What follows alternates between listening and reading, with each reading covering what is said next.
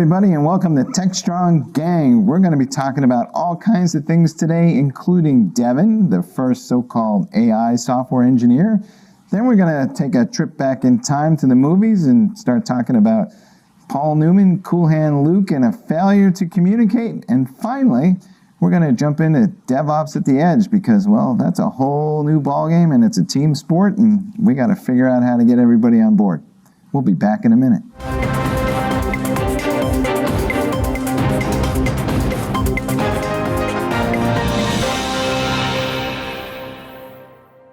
All right, folks, we're back, and we're going to get started with Devin, which is allegedly a software engineer constructed out of AI. And we have seen a proof of concept from an outfit called Cognition Labs, and I guess all anybody's seen is a video. Some folks have been able to log in through a private beta.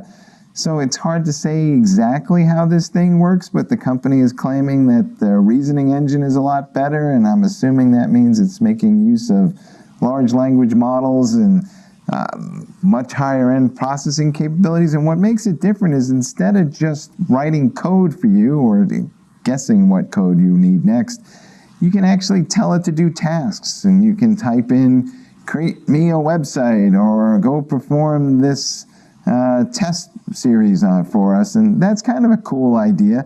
I don't know how real it is, but Mitch, let's get started with you. I know you kind of looked at this a little bit. What's your impressions? Well, they're positioning this as Devin as a software engineer, right? And a full one, not a assistant or a co-pilot or whatever the popular name du jour is. And part of their idea is they have a large language model that's been trained around software development. It's not just a generic, industry-wide model. And it's supposed to be, I kind of think of it as the no-code version of AI development, where you just describe what you're looking for. And you don't have to give it the specs for the whole app. You can start with, I'm looking for a website. I'm looking for this. It kind of looks like this as the style. Create it this way. Now, how much design work it actually might do on that site's another question, but at least can build the code for you, put it into production, maybe test it, those kind of things. That's the end goal, to actually have an AI assistant that can go, or a software developer that can go do this. Their interface is made to be very interactive, not here's my prompt. Okay, now that he gave me an answer back, now go do this.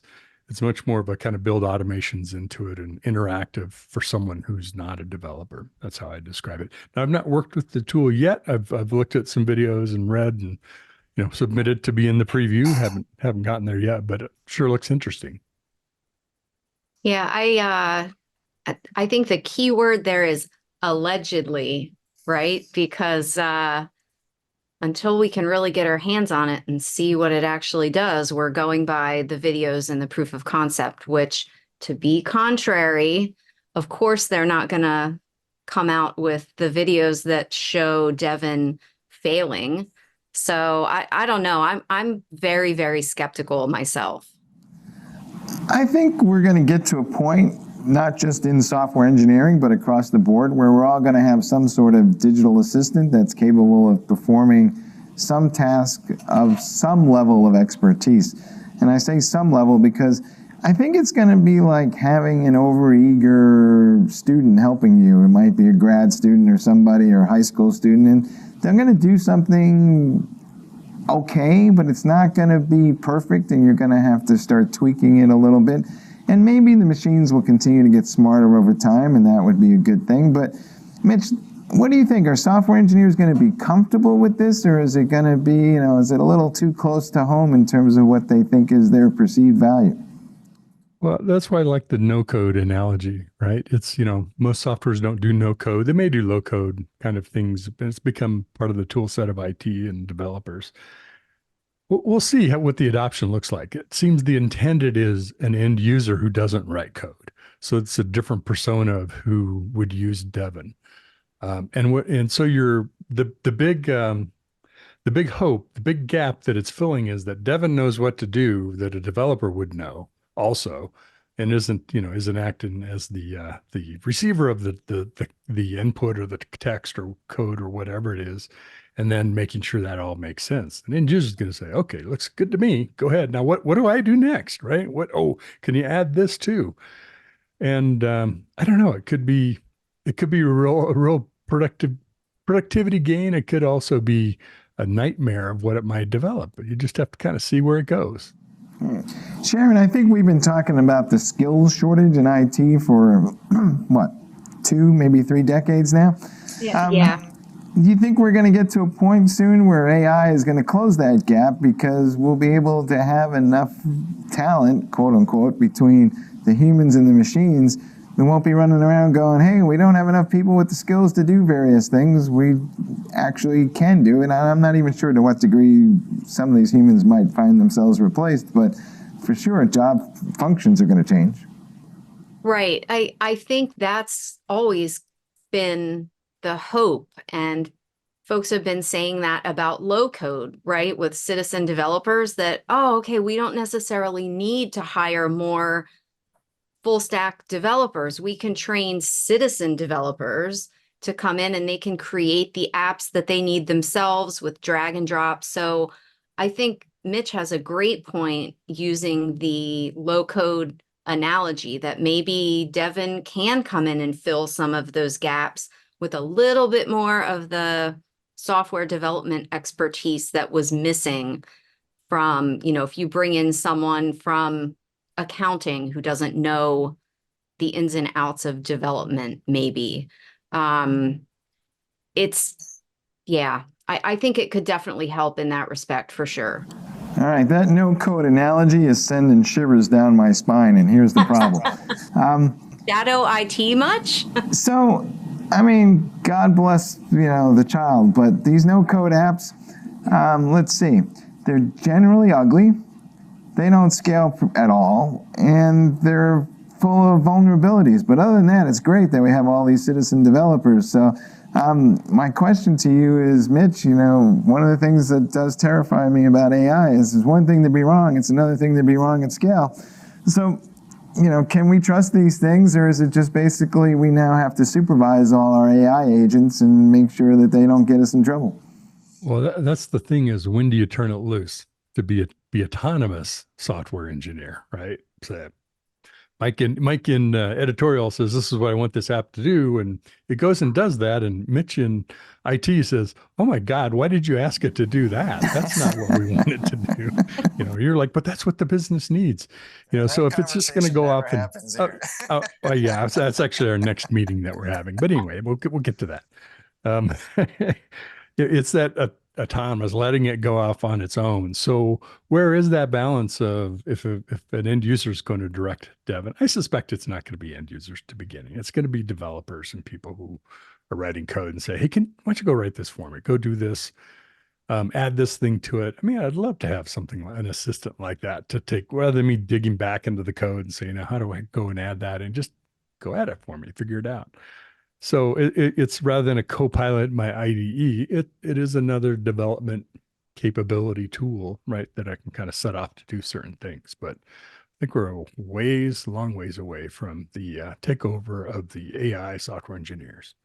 So there's an interesting issue here about entry-level developers and skills that kind of sparked in my mind, Mike, when you brought that up. And one of the things that keeps coming up around skills is there's not enough, obviously, there's not enough developers. So how do you teach new developers to then climb up the ladder and assume some of these roles? And the way that it has always been done is the older, more seasoned developers train the younger up and coming developers. If AI and Devin or the next generation of Devin comes along to handle all of that lower level stuff, who do the entry level professionals then learn from? Do we need entry level professionals? How do you then bridge that gap between someone who graduates with a computer science degree and, a SWE level 2 or 3? That's a whole other, existential question that this kind of brings up. I don't know the answer. I think you're touching on a sore subject in the college circles these days, because it's conceivable we're looking at a lost generation of folks who just spent the last 4 years learning a set of skills that AI is going to take. So now the definition of entry level is changing, and you're going to have to upskill all these folks and to a higher level of what we now mean is the new entry level, and that may take them a couple of years to get to that. So Mitch, if you were thinking back in time, you're just coming out of school and you're looking at all this stuff, what would you be thinking? I'd be jumping on the AI bandwagon and figuring out how to use it. I mean, really, I would. Why not? And the other side of it is I wouldn't at the behest of everything else, because this is the iceberg problem. Writing the code, writing an app is a tenth of the effort, right? The real cost is maintaining it, fixing it, updating it, code in it that it uses needs updated. It's what it happens after you deploy it and all those series of kind of day 2 DevOps stuff. Plus, to say, Devin, go figure out what the problem is that we're currently experiencing. It might be able to figure it out. I've had some AI tools to do that with code, but on a pretty simple basis. But what if that problem is elsewhere in the stack that it isn't running, right? Who's going to look at that? So there's a whole level of depth. And I've always believed, at least in my career, the best software developers who kind of knew enough about all levels of the system and the network and a little bit of security, a little bit of a lot of things, but have some depth in the stack that you're running on. Those folks not only know how to fix it, but how to get the best out of it. So maybe Devin can help you do that, but you're still going to need some real heavy skills. So I would jump on AI, but jump on all of it. Learn the stack, learn all pieces of it. Even if you're not going to be developing in it, knowing how it works is hugely helpful. Here's the part that I cannot wait to see, because I'm sure chaos will ensue. So let's assume that I have a Devin, and you have a Devin, and he has a Devin, and she has a Devin, and we all have Devins. These Devins are going to, collaborate with each other to go do something? And how will the Devins talk to each other and know which Devin is doing what, when, and where? And remember, the business and everybody else is going to have their own digital assistants. So suddenly all our IT Devins will need to talk to some other AI agent thing and communicate and collaborate with each other. And will they start working at cross purposes just like humans do? And, could this just be, my agent will beat up your agent until we get something that we all agree to? I mean, Sharon, what do you think? I mean, that's obviously a problem, especially if you're training your Devin on your own proprietary LLM that happens to differ from someone else's proprietary LLM. Developers have everyone is unique. They have different ways of approaching a software problem and building something to fix it. So how do you figure out which one is right, which one is not, which one is, that's thorny. That gets tricky real fast. Also, software development isn't a single person sport, right? One person doesn't define what the app is. It's a collaboration and input from several sources. So I think there's a new way of working that we'd have to find to work with all these Devins and all these people who have their own Devins. But one thing I know for sure is, since I control the resources of the GPUs that all our Devins use, my Devin will win. All right. I cannot wait to get that little note from my AI HR department telling me that my Devin is not playing nice with all the other Devins and I need to retrain that Devin, and they will happily come down and help me do that. All right, folks, we jest, but it's serious issues, and we need to start thinking through some of this stuff. But we'll be back in a minute and moving on to our next subject. Hey guys, this is JJ Manila with Mitch Ashley, co-host of CISO Talk, where we have engaging, bite-sized conversations for current and next-gen CISOs. We have some of the best conversations on CISO Talk with some of the greatest talent in security. People like Andy Ellis, who talked to us about optimizing security strategies and how to navigate the boardroom. Lisa Bradley came on and talked about vulnerability management, bug bounty programs, and why S-bombs aren't the solution to all your software security problems. Steve Reynolds was also another great guest, and he talked to us about what not to do when a security incident happens. The what not to do's are great, but we also had Eve Mailer and Steve Bitten on talking about security and third-party software, SaaS applications, and weaponizing AI. So go ahead and join us for the latest episode of CISO Talk. You can find us by going to twitch.tv/CISO Talk.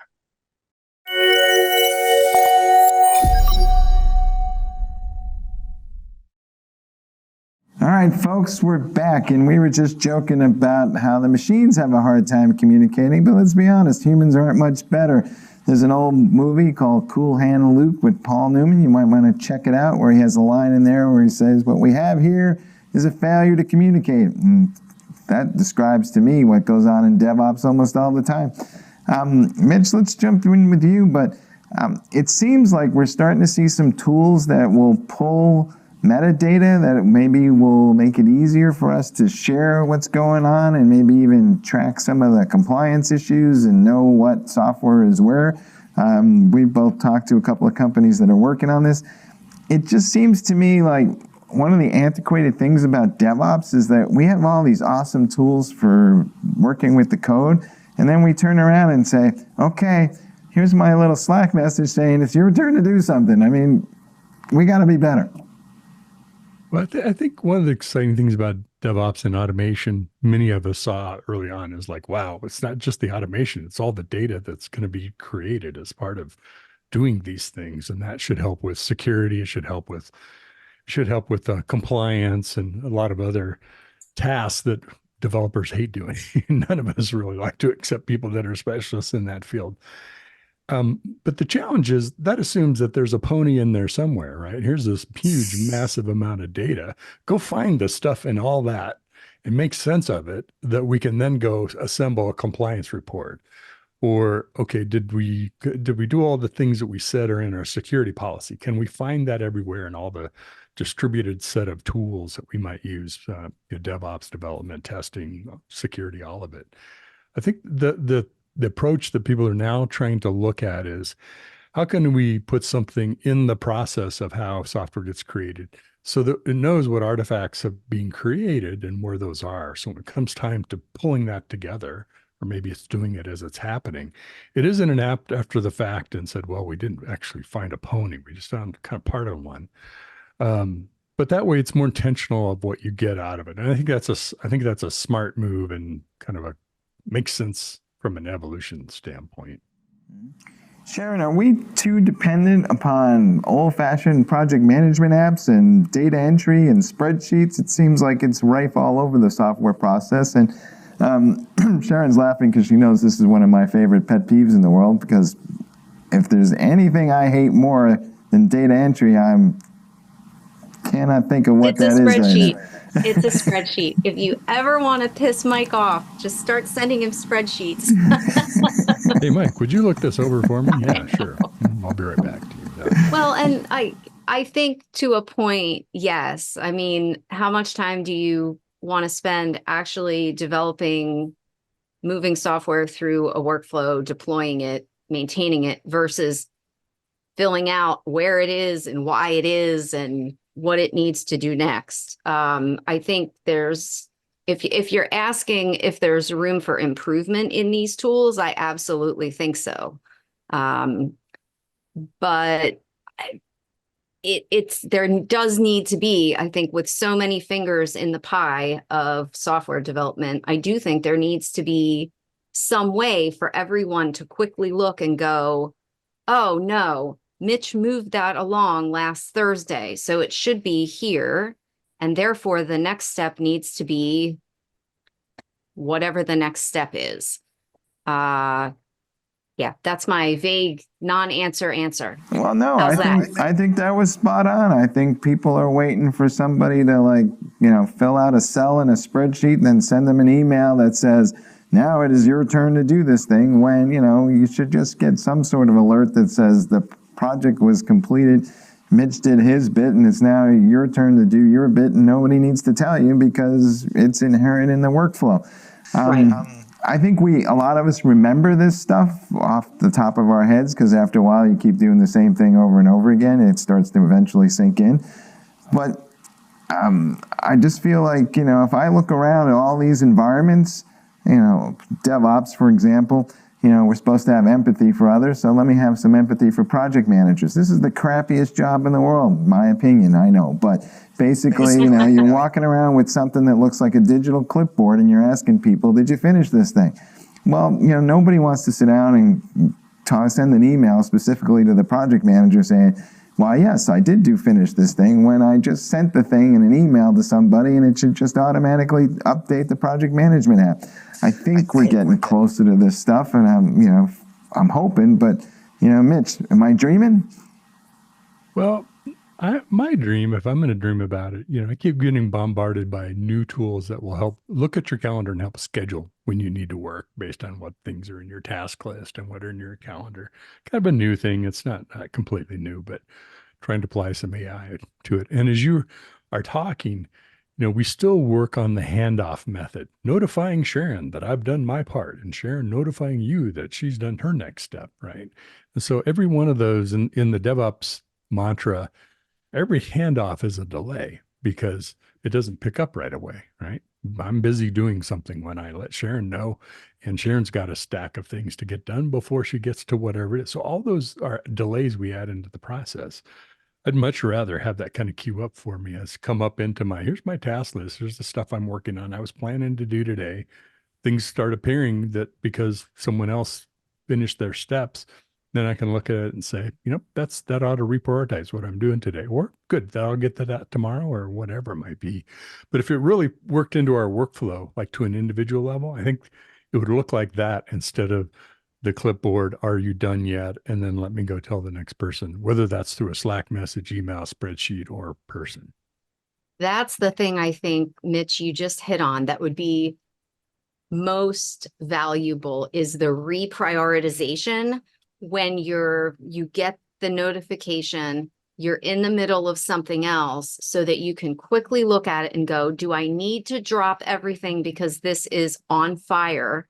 Or where does this now go in the endless list of other tasks that I have to complete? Does it jump to the top? Can I put it off till tomorrow? Does somebody else need to take a look at it quickly before I get to it? That absolutely adds delay time, and that cascades into other things. If you're having to drop something that's arguably just as critical, then that delays that project as well. And then that starts cascading in a bad direction. So, yeah. Yeah, the productivity killers in here are just immense, but here's my dream scenario. I want to come in the office in the morning.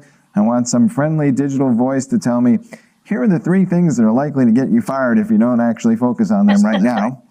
And then I want the second question to be, do you want to do something about that, or would you like me, the AI, to do something about that, to buy you some time maybe, or take care of it 100% depending on what it is?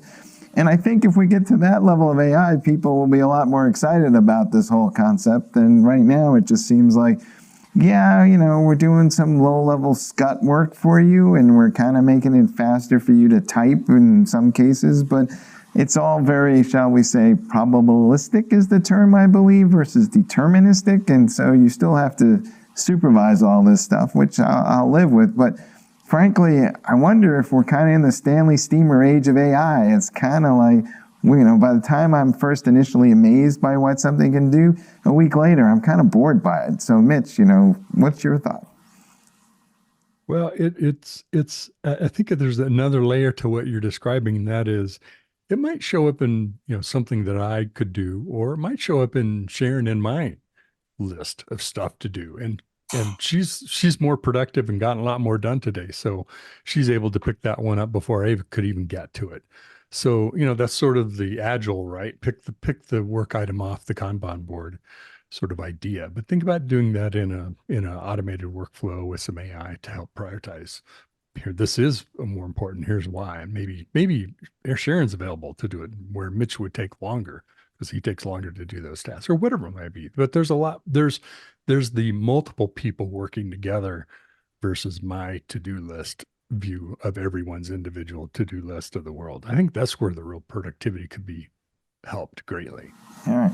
I'm going to come back to an earlier show. Alan's not here to defend himself, so I'm going to take this opportunity. Well, let's pick on him. Yeah. But, we were talking about remote workers and how hard it is to work remotely and what are the issues that go with that. And his perspective on it was that we need to have everybody kind of in the office. But I would argue that if we can solve some of these communications issues using AI, it'll get a lot easier to manage a distributed workforce, and maybe we won't need to be as tightly linked in the office. They'll always be better when we're together, but it's just not feasible. So Sharon, what's your thought here? Can we get to a world? I mean, you and I have been working together for 2 decades remotely, so, it seems to work for us.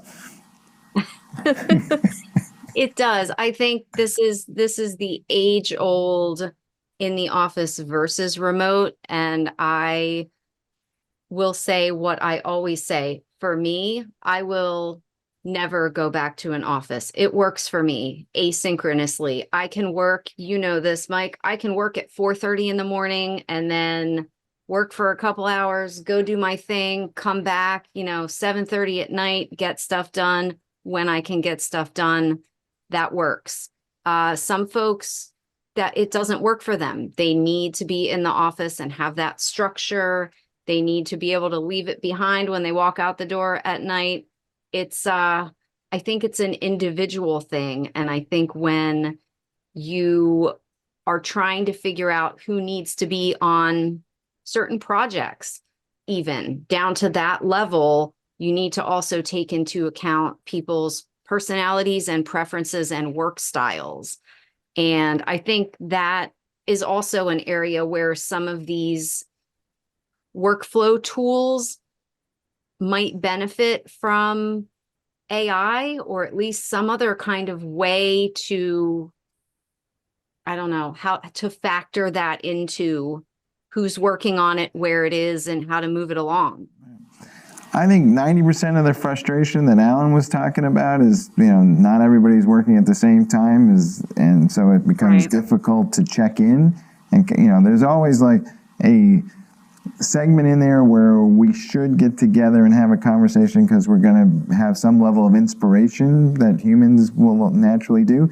But I would argue 90% of the time, I'm just trying to get an update on something and somebody's in a different time zone, and by golly, if they had an AI agent, that thing would just tell me where we are and I'd move on.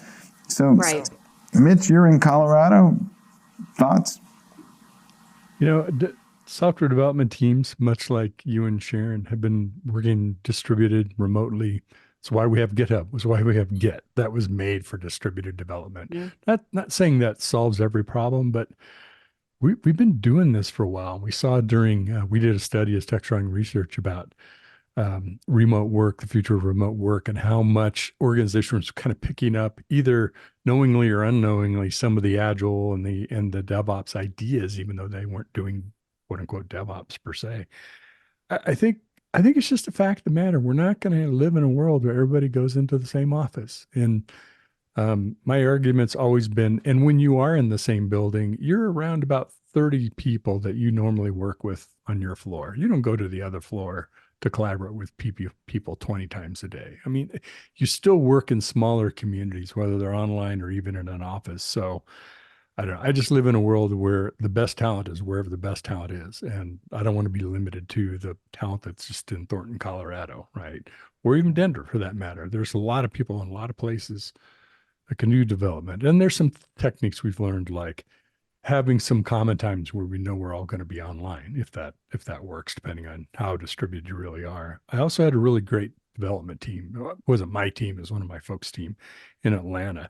And they were all distributed all over, not even, not in the same state, all that kind of stuff. And they basically got office space twice a month where they would go in and do a day of collaboration, sitting in the war room and kind of working together to get that part of what they can't get in an asynchronous world. So there's ways of doing that. But I understand Alan's frustrations. I mean, I remember CEOs looking out the window and say, where's all the cars? How come nobody's here working? And that wasn't that long ago, by the way, and not Alan. I know we don't like to talk about cryptocurrency a lot, but I'm going to use the Ethereum developers as an example here. The teams that work on Ethereum on the back end, all open source, and it's global. They're in Australia, they're in France, they're in Italy, they're in the US on both coasts, and they make it work. A couple times a year, they have a big developer get together. They pick a fabulous city somewhere around the world and they go for 10 days and get all of the stuff that they need to do in person banged out, and it works and it's lovely. I would be lying to you if I did not say at least once a day, maybe every other day at a minimum, that, you know what, I need to go home and get something done. Because if I'm sitting in this office, you know, if I got 10 people running around, 2 of them want to talk about something that is not really germane to what I'm working on at the moment, and I'm trying to rush through something because, well, I got other things to do in my life, and I'm really interested in your political opinion for about 5 seconds, and then I got to move on. But, you know, some of these people, you know, they just seem to want to hang around the office and, you know, chat about whatever happened this week. It's probably the NCAA brackets. And so, you know, let's be honest, it's not all roses in the office either, right? Because sometimes you're less productive when you go into the building. So I'm just saying. I call that 3 p.m. Mountain Time Denver, just when everybody in the East Coast is kind of getting dinner, going home, picking up the kids. It's really quiet, you know, and vice versa, right? It works both directions. Absolutely. I get so much done in the early morning before our West Coast folks log in and start hitting me up for stuff. So yeah, like I said, it's all individual preferences and mostly what works for the people involved. All right. And I would just last thoughts on this as a reminder to all those CEOs out there.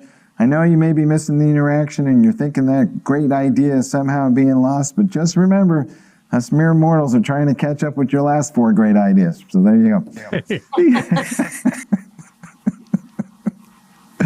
All right, folks, we'll be back in a minute.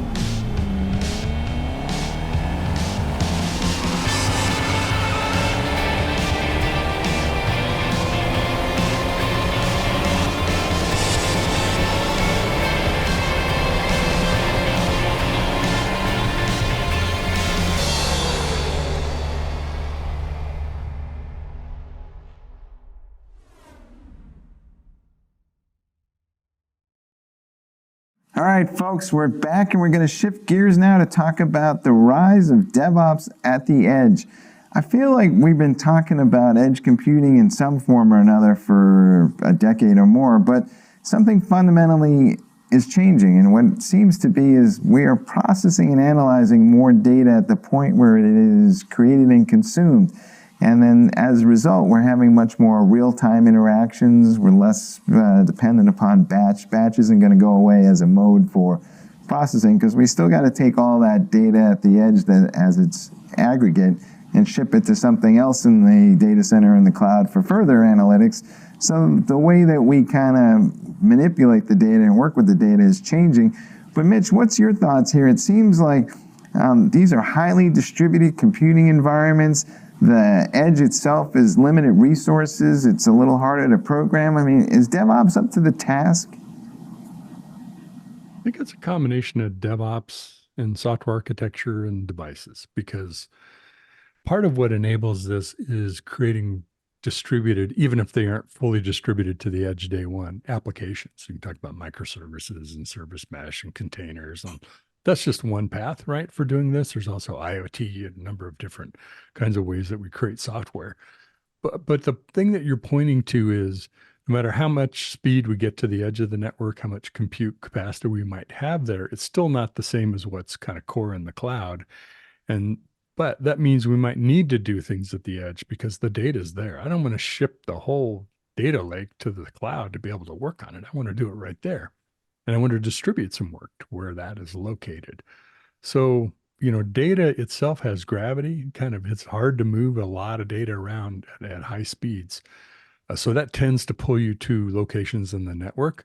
Also, location of where services or people or devices or things are also kind of put there. So I think that we're already in this world today. I mean, the edge is in our cars, right? If you have a car that connects to the network, if you have an EV, certain vehicle for certain, right? They're talking to the network all the time, and they generate, some cases gigabytes of data a day that either gets shipped off to some local edge process or somewhere else in the network. So I think it's inevitable, but the more we can think of creating apps that are distributable where we want to distribute them can change over time. We just can't take a monolith and say, how do I distribute that? That's tough.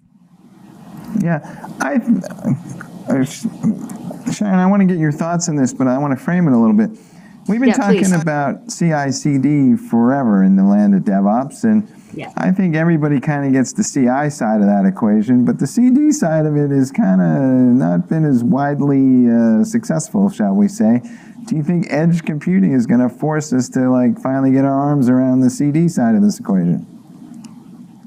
I think, I think it's going to have to, especially if we need real-time or near real-time updates to all of these edge devices. I think we got to get over the hurdles and get better at deployment. I don't think there's any other choice. I'm going to add to Mitch, that do we too, need to- Sharon. Go The other ahead, part sorry. of the other part of deployment is the more kind of infrastructure as code that we do, if we can manage it like we do code, not saying the same way, but in a GitOps or whatever method, that helps us abstract what's at the edge to some degree and have more common stacks, or at least know what we're running on versus I'm sticking it on some computer, some processor, or something at the edge, which I don't really understand well enough to know how to effectively deliver on our KPIs or our services. So I think that's one, I think, dial in parting, being able to help this, because you think about your CI/CD process for your application, your stack, and your infrastructure as code. You have more management of that as you deploy code. Mitch, I wanted to ask you, do you think this will essentially blow up the way IT teams are organized? And I asked the question because we got DevOps teams running over here, and then there's the network operations folks and a few security people running around, not to mention a couple of data engineers. And let's not forget all those OT people that own the edge computing platform that's probably sitting out in the middle of some oil field somewhere. And I feel like we have all these silos. And is it time to just revisit that whole thing? Because what we're trying to do is much different. Well, you could argue that we're creating new silos, right? We had our own silos of ops and development and whatever. And now hopefully we don't create a platform engineering silo and a operations tech silo and a cloud engineering silo and a security team silo. So hopefully we're not doing that. I mean, I think there is a tendency, human nature in some ways, to do that kind of thing. I think we have to constantly think about evolving.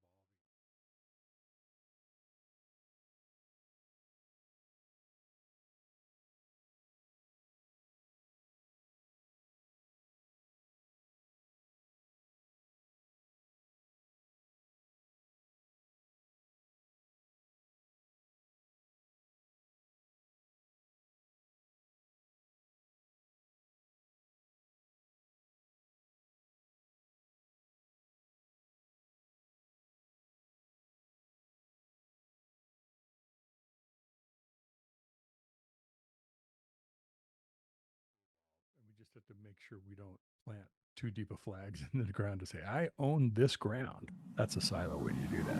Mm-hmm. To Mitch's point, Sharon,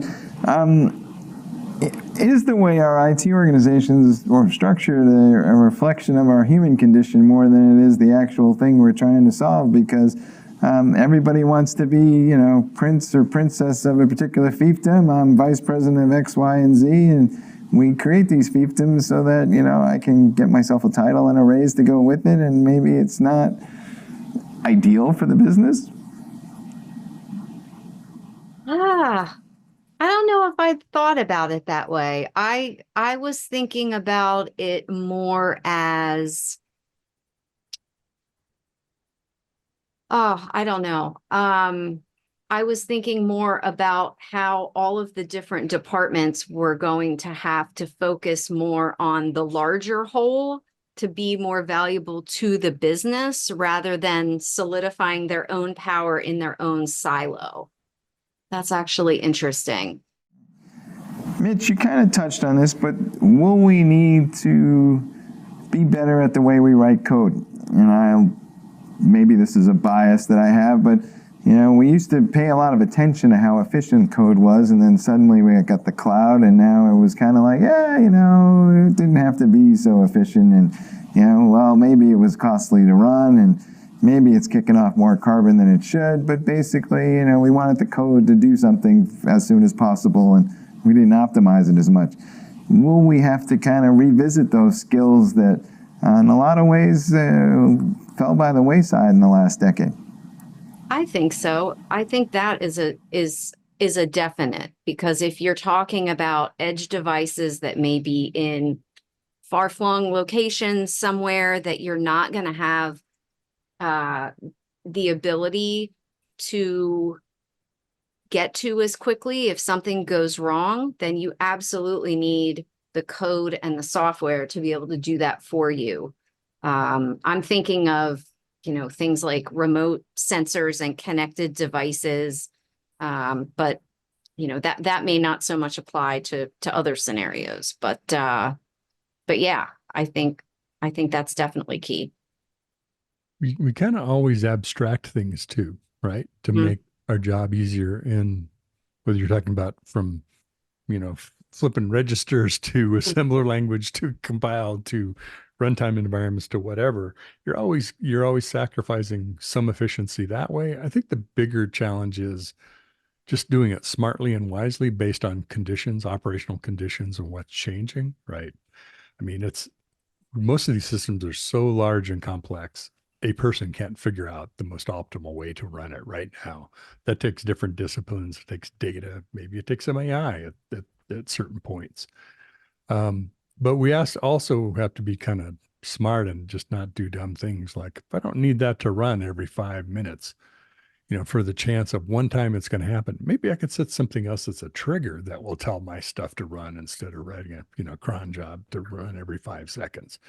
There are ways to do things inefficiently that you could really tighten up, as well as, and that's just a stupid, simple little example, but an easy one to understand. Same thing for the way you write code, right? You can sit there and pull these APIs, and suddenly whatever SaaS service is going to say, yeah, we're going to turn you off. You're a little too greedy with our resources. So efficiency is always a challenge. There's also the sustainability argument, right?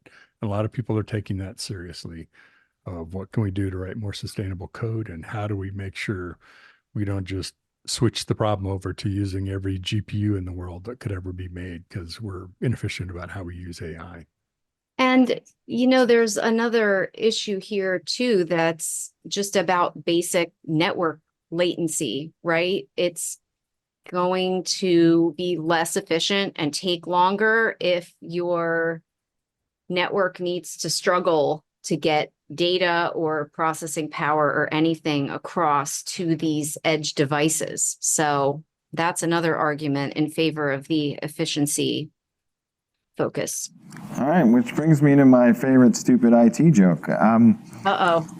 So what is the one thing the server administrator and the application developer can agree on? It's the network guy's fault. There you go. Yeah.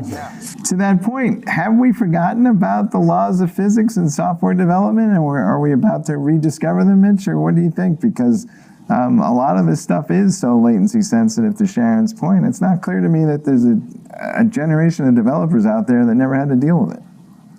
Well, you think about what's happened in the, even the ISP networks to our businesses in our homes, right? And how much more capacity, you have more, you're moving to symmetrical speeds beyond 1 gig through the cable networks, as well as what we can do with fiber, et cetera. But that doesn't account for latency, right? I can do very high speed things, but a gamer could tell us your guys' network sucks because, you think 20 milliseconds is fast. No, I need sub 5 millisecond. I need 2-3 milliseconds to do what I need to do, right? And that's just a use case. There's other business use cases like that too. So, that one delay of 20 versus 5, and that one instance is not much, but you do that hundreds of thousands of times an hour or a day or whatever. Now you're talking about really slow apps. So that's, I guess what I'm trying to say is that's one of the constraints you've always got to design for too, is what is your latency as well as capacity, as well as throughput, as well as all those things. And that seems to play out in the business world all the time. I mean, you hear stories where people are going, I'm accessing some SaaS app and I happen to live in New York or LA, and boy, it screams, it's awesome. And then all the users living in Green Bay and other parts of Nebraska are like, man, this thing is painful. So I don't think DevOps teams always have visibility all the way out to the edge, and we talk about observability, but I think it's still a fairly narrow range. So do we need to kind of meld network monitoring and what we're calling observability in the world of DevOps? Sharon? I'm nodding along because absolutely we do that.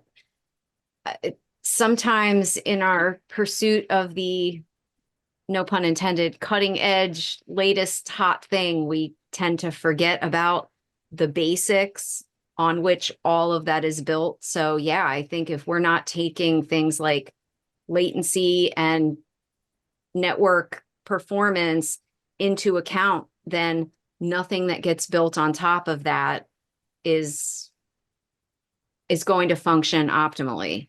And Mitch, to your gaming point, hell hath no fury like the wrath of a 13-year-old whose PlayStation game is not loading fast enough. Ask me how I know. Mom, we need to change internet providers. Again? I know. So yeah. Well, I don't think most people can do that in the home, but in this office, we have at least 2 to 3 different networks we can log on to based on how the performance of each one is going. But Mitch, you have a lot more insights into this than I do, but I never know on any given day which of those 3 is the best one to log into. So, I kind of just randomly switch through them and we see how it's going.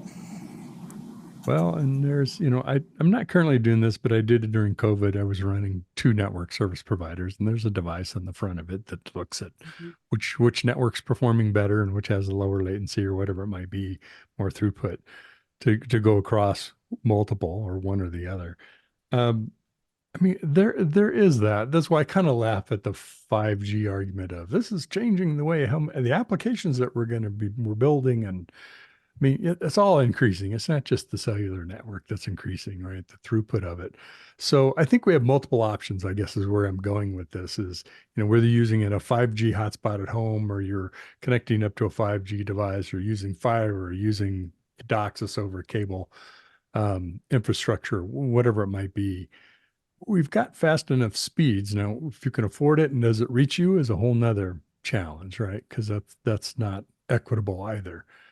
So we had the luxury in our office in Boulder of having multiple providers, but the fact that you have to switch over to see if one's better than the other, which means the one I'm on is not very good and something's happened and I need to find something better. I need to go surfing for a better network. Yeah, I mean, it was perfectly fine at 10 o'clock in the morning, and then by around 2 or so, it starts to, degrade, and I don't know, it could be our video team is streaming out some event, or it could be something that's happening, halfway down the block because a bunch of other people are kind of logging into the same switch somewhere and it's all congested. But I mean, we don't have a lot of visibility into this today. So I wonder how, effective edge computing is going to be when we're starting to deploy some stuff that I would call mission critical. I mean, can I get to the point where I'm like, yep, I got me a 6G network and I want it to dynamically scale up to 11 when I need it? It's not ubiquitous, right? I mean, as much as and part of town I live in, great example, right on the edge of the cellular side of it. But, in fiber or coax, we have great access. So that's one of those days, Mike, where you hop in the car, head home, because I got a better network at home. I let those production guys, push as much video and stuff across the network as they want. You have other options. Oh my, another argument for working from home. The networking is better. See what I did there? I did see that. I highly appreciated it. All right, Sharon, got any closing thoughts here? I I think watch out for Devin and check your network speeds and argue for working from home. Those are my thoughts. There's your takeaways. Mitch, close us out. Well, it's interesting. The things that we're talking about are how is technology changing, but more importantly, how do we need to adapt to it on all those topics, right? Whether it's about Devin or where we work or the kinds of applications being run at the edge. And I think that's the part to always remember. I think there have been several instances the last month where it's like, it's not actually the technology that's the question. Yeah, we know it can do it, but how do we do what we need to have done in order to make that happen, right? Do we have to rethink how we're doing a little thing, a big thing, how we work, whatever it might be? So don't forget ourselves or the people element, because that's probably the most important factor whenever we're adopting something new or trying a new challenge, to be able to fully deploy it or leverage it to our benefit. All right, folks. As always, when it comes to the latest and greatest in IT, we are once again a little over our top of our skis there, and occasionally we fall and miss, and that's part of the adventure, and I think we all just got to be prepared for that. In the meantime, hey, no matter where you are, working from home, working in the office, or in some cafe in between, remember, check out TechStrong Gang, because it's always going to be fun. Hey, guys. Thank you for logging in, folks, as usual, and we'll see you all next time.